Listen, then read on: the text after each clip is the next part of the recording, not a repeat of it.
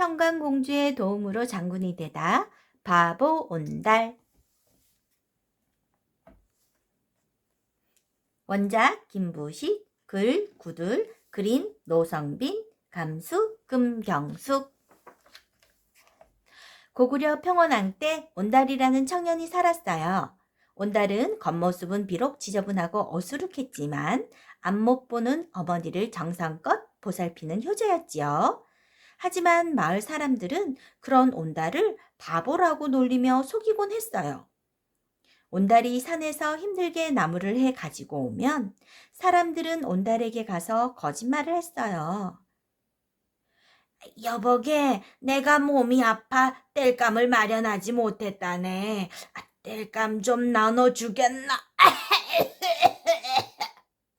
온달, 내가 허리를 다쳐서 며칠째 나무를 못했지 뭔가. 땔감을 좀 주게나. 그럴 때마다 온달은 조금도 망설이지 않고 이 사람 저 사람에게 땔감을 나누어 주었지요. 그러다 보면 어느새 온달의 지게는 텅 비었어요. 하지만 온달은 사람들에게 화를 내지 않았어요. 이런, 땔감이 다 떨어졌네. 가서 나무를 더 해와야지. 사람들은 산으로 올라가는 온달을 비웃었어요. 온달에 대한 소문은 온 나라에 퍼져 평원왕의 귀에까지 들어갔어요. 그래서 온달은 하루에도 몇 번씩 나무를 하러 간다고 합니다. 신하의 말에 평원왕이 껄껄대며 웃었어요. 세상에 그런 바보가 있다니. 그때 대궐 어디선가 여자아이 울음소리가 들려왔어요. 어린 평강공주가 또 울음을 터뜨린 거죠. 평강공주는 얼마나 자주 우는지 모두들 울보공주라고 부를 정도였어요. 평강아, 그렇게 울면 나중에 바보 온달에게 시집 보내겠다. 한 번은 평원왕이 공주를 달래려고 무심코 이렇게 말했지요. 그러자 신기하게도 평강공주가 울음을 뚝 그쳤어요. 공주가 울음을 그치다니. 바보 온달이 우는 공주를 달래는 데는 가장 좋은 약이로구나. 그날 이후 평원왕은 평강공주가 울 때마다 온달에게 시집 보내겠다고 겁을 주었지요. 그때마다 평강공주는 어김없이 울음을 그쳤지요. 어느덧 시간이 흘러 평강공주는 어엿한 여인으로 자랐어요. 평원왕은 평강공주를 불러 말했어요. 너도 이제 시집갈 나이가 되었구나. 내가 고구려에서 제일 가는 집안의 아들을 사위감으로 정해놓았단다. 아바마마, 그게 무슨 말씀이십니까? 아바마마께서는 저를 온달님께 시집 보낸다 하셨잖아요. 그건 우는 너를 달래려고 장난삼아 한 말이었다. 어찌 우시갯소리와 참말도 구분하지 못한단 말이냐? 한 나라를 다스리는 왕은 헛된 말을 해서는 안 된다고 생각합니다. 저는 온달님과 혼인하겠습니다. 평강공주가 계속 고집을 부리자 평원왕은 화가 났어요. 아비 말을 듣지 않는 딸은 필요 없다. 가서 바보 온달과 혼인을 하든 말든 내 마음대로 하거라. 평원왕은 평강공주를 대궐에서 쫓아냈어요. 대궐에서 쫓겨난 평강공주는 사람들에게 물어 겨우 온달의 집을 찾아갔어요. 온달과 어머니는 난데없이 공주가 와서 온달의 아내가 되겠다고 하자 깜짝 놀랐어요. 예? 공주님께서 제 색시가 되겠다고요? 온달이 더듬더듬 말했어요. 어떻게 공주님께서 온 나라의 바보라고 소문난 제 아들과 혼인하시겠다는 겁니까? 온달의 어머니가 머리를 조아리며 말하자 평강공주는 방긋이 웃으며 대답했어요. 온달님은 바보가 아닙니다.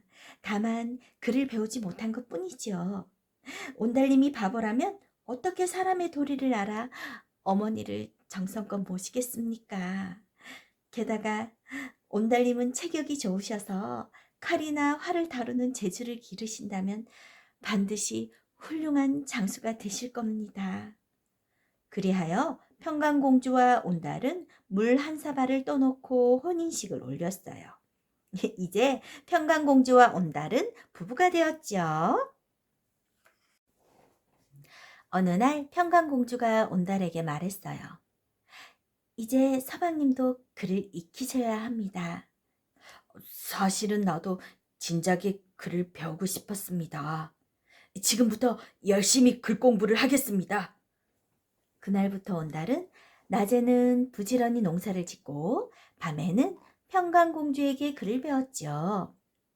평강공주는 보통 때에는 상냥하고 다정했지만 글을 가르칠 때만은 무서운 선생님이었어요.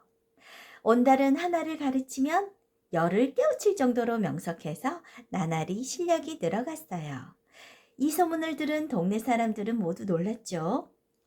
아니, 바보가 장가를 간 것도 놀랄 일인데 글쎄 요즘은 글 공부까지 한다네. 하나를 배우면 열을 깨우친다고 하니 정말 놀라운 일이야. 하루는 평강공주가 비단에 쌓인 물건을 온달 앞에 꺼내 놓았어요. 그것은 큰 활과 아름다운 칼이었죠. 군사를 지휘하고 전투를 하는 방법이 적힌 책도 들어있었어요. 서방님, 이것은 고구려에서 제일 가는 활과 칼이옵니다. 오늘부터 이것을 가지고 무예를 익히도록 하십시오. 그날부터 온달은 책을 보며 활 쏘는 법과 칼 쓰는 법을 익혔어요. 고구려에서는 해마다 3월 3일이 되면 젊은이들이 모여 사냥 실력을 기르는 대회가 열렸어요. 이 대회에서 좋은 성적을 거둔 사람에게는 왕이 직접 큰 상을 내렸죠. 온달도 그동안 갈고 닦은 실력을 확인하기 위해 이번 대회에 나가기로 결심했어요. 서방님, 반드시 우승하셔서 제주도 뽐내시고 아바마마께 사위로서 인정도 받으세요. 평강공주가 이렇게 말하자 온달이 진지한 표정으로 고개를 끄덕였어요. 대회가 열리는 언덕에는 젊은이들이 가득 모여 있었어요. 사냥대회를 알리는 나팔 소리가 울리자 말을 탄 젊은이들이 짐승을 쫓아 들판으로 힘차게 내달렸어요. 젊은이들 중에 은빛 갑옷을 입고 부리부리한 눈을 빛내는 사람이 있었어요. 그 사람이 바로 온달이었죠. 평원왕은 사냥대회에 참가한 사람들을 지켜보며 고구려의 장수가 될 만한 사람을 찾고 있었어요. 그때 유독 눈에 띄는 사람이 있었어요. 은빛 갑옷을 입은 그 젊은이는 몸집이 단단하고 용감해 보였죠. 게다가 사냥 솜씨도 남달리 뛰어났어요. 사냥대회가 끝나자 참가한 젊은이들은 각자 자기가 잡은 사냥감을 왕 앞에 내어놓았어요. 역시나 은빛 갑옷을 입은 젊은이의 사냥감이 가장 많았죠. 평원왕은 젊은이에게 상을 내리며 물었어요. 어찌하여 그대는 큰 짐승만 잡았는가? 약하고 작은 짐승을 잡는 것은 비겁한 일이기 때문입니다. 그럼 왜 굳이 수컷만 잡았는가? 젊은이가 따뜻한 웃음을 띠며 말했어요. 지금은 모든 생명이 살아나는 봄입니다. 아마 암컷들은 몸 안에 새끼를 가졌을 겁니다. 암컷을 사냥하는 것은 다른 생명이 태어날 기회까지 뺏는 것이라 생각하여 수컷만 잡은 것이옵니다. 평원왕은 젊은이의 마음 씀씀이에 감탄했어요. 참으로 훌륭한 젊은이로다. 그대 이름이 무엇이오? 예, 제 이름은 온달이라 하옵니다. 젊은이의 이름을 들은 평원왕은 깜짝 놀랐어요. 그대가 바보라고 소문난 온달이란 말이오? 네, 그러하옵니다. 평강공주가 바로 제 아내입니다. 평원왕은 그제서야 딸의 깊은 마음을 알 수 있었어요. 평강이 사람 보는 눈이 있었구나. 평범한 사람을 이렇게 훌륭한 장수로 키워내다니. 평원왕은 온달과 평강공주를 대궐 안으로 불러들여 정식으로 성대하게 두 사람의 혼례식을 올려주었어요. 온달은 고구려 장군이 되었어요. 그즈음 중국 후주가 고구려 요동 지방을 공격했어요. 온달은 고구려군을 이끌고 요동으로 달려갔어요. 하지만 막강한 후주의 군대 앞에서 군사의 수도 적고 무기도 보잘것없었던 고구려군의 사기는 금방 꺾이고 말았죠. 온달은 용감하게 적군의 가운데로 들어가 창을 휘두르며 후주 군사들을 쓰러뜨렸어요. 온달이 앞장서 싸우자 고구려군의 사기가 되살아나기 시작했어요. 저렇게 용감한 온달 장군님이 계시는데 우리는 무서울 것이 없다! 이렇게 물러서는 안 된다! 고구려군은 우렁차게 함성을 지르며 적군을 향해 달려갔어요. 온달과 함께 용감하게 싸운 고구려군은 후주의 군사를 모조리 무찔렀죠. 와! 고구려 만세! 온달 장군님 만세!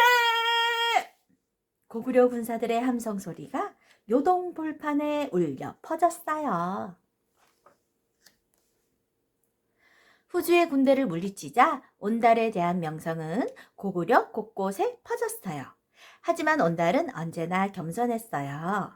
온달은 가난한 군사에게는 녹봉으로 주는 곡식이나 옷감을 더 주고 전쟁터에서 부상을 입은 부하는 직접 보살펴주기도 했죠. 온달은 항상 고구려를 위해 어떤 일을 해야 할지 생각했어요. 그러다 신라에게 빼앗긴 한강 유역을 생각하게 되었죠. 한강은 고구려, 신라, 백제 이 세 나라 사이에서 이동을 하거나 물건을 사고 팔 때 중요한 강이었어요. 한강에서 배를 타면 서해로 나가 중국으로 갈 수 있었고 또한 외국 상인과 장사를 해서 많은 돈을 벌 수도 있었죠. 전쟁이 나면 이 물길을 요긴하게 쓸 수도 있었어요. 한강 유역만 되찾으면 고구려가 지금보다 훨씬 더 강해질 수 있을 텐데. 온달은 반드시 한강 유역을 되찾아야 한다고 생각했어요. 평원왕이 세상을 떠나고 평강공주의 오빠인 영양왕이 왕위에 올랐어요. 젊고 용감한 영양왕은 온달과 뜻이 잘 통했어요. 영양왕 역시 한강 유역을 되찾는 데 관심이 많았죠. 온달은 영양왕을 찾아가 말했어요. 폐하, 한강 유역을 되찾지 못하는 한 고구려는 큰 힘을 펼칠 수 없습니다. 제가 신라군을 무찌르고 한강 유역을 되찾도록 하겠습니다. 영양왕은 온달을 전쟁터로 보내는 게 마음에 걸렸지만 어쩔 수 없었어요. 온달, 그대에게 고구려의 운명을 맡기겠소. 영양왕과 온달은 두 손을 꼭 맞잡았어요. 신라를 치러 가기 전날 밤 온달은 평강공주에게 약속했어요. 부인, 나는 한강 유역을 되찾지 못하면 절대 돌아오지 않을 것이오. 서방님, 부디 고구려를 위해 용감하게 싸워주십시오. 온달은 고구려군을 이끌고 남쪽으로 내려갔어요.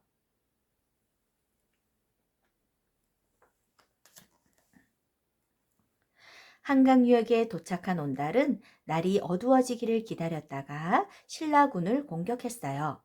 갑자기 쳐들어온 고구려군 앞에서 신라군은 쉽게 무너져 버렸어요.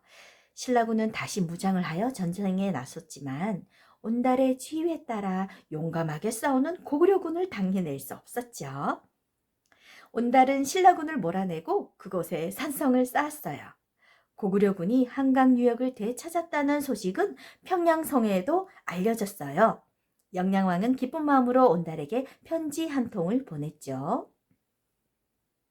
이제 고구려가 다시 최고의 시기를 누릴 수 있게 되었소. 온달 장군, 그대는 하늘이 고구려에 내린 충신이요. 이제 평양성으로 돌아오시오.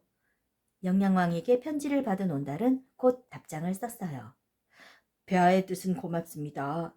하지만 아직 안심하기엔 이르니 여기에 남아 한강 유역을 더 지키겠나이다. 물론 온달도 어서 평강공주를 만나고 싶었죠. 하지만 나라를 위하는 마음이 더 컸던 온달은 전쟁터에 남기로 했던 거예요. 온달이 생각했던 대로 남쪽으로 쫓겨난 신라군은 다시 힘을 길러 고구려군을 치기 위해 올라왔어요. 먼 곳에서 내려와 오랜 전쟁을 치른 탓에 무기와 먹을 것이 모자랐던 고구려군은 조금씩 지쳐갔어요. 신라군은 이때를 놓치지 않고 끈질기게 고구려를 공격했죠. 온달과 고구려군은 아차산까지 밀렸어요. 아차산성을 빼앗기면 한강 유역을 다시 잃는 것이나 마찬가지였기 때문에 온달과 고구려군은 죽을 힘을 다해 신라군과 맞서 싸웠죠. 그때 어디선가 바람을 가르는 소리가 들리더니 신라군이 쏜 화살이 온달의 가슴으로 날아왔어요. 어! 온달은 외마디 비명을 지르며 가슴을 움켜쥐고 말에서 떨어졌어요. 부하들이 달려왔지만 온달은 이미 숨을 거둔 뒤였지요. 온달 장군님! 온달 장군님! 고구려 군사들은 목 놓아 울며 온달의 죽음을 슬퍼했어요. 온달이 목숨을 잃었다는 소문이 들리자 고구려군의 사기는 땅으로 떨어졌어요. 반대로 사기가 오른 신라군은 아차산성으로 쳐들어와 고구려군을 무찔렀죠. 고구려 군사들은 온달의 관을 평양성으로 옮기려 했어요. 그런데 어찌된 일인지 관이 땅이 붙은 듯 꼼짝도 하지 않았죠. 힘센 군사 여럿이 달려들어 힘껏 들어보았지만 관은 조금도 움직이지 않았어요. 그 모습을 지켜보던 평강공주가 관을 어루만지며 말했어요. 온달 장군님, 당신은 고구려를 위해 최선을 다해 싸우셨으니 아무 걱정 마시고 편히 잠드셔도 됩니다.